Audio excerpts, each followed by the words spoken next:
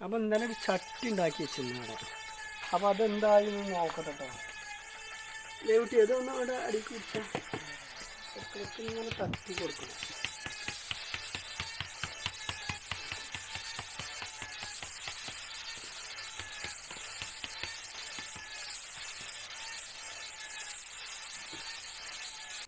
ഇവിടെ അടുത്ത് hi sir ഇങ്ങോട്ടും കാട്ടിയ ഈ മറച്ച് വെച്ചു.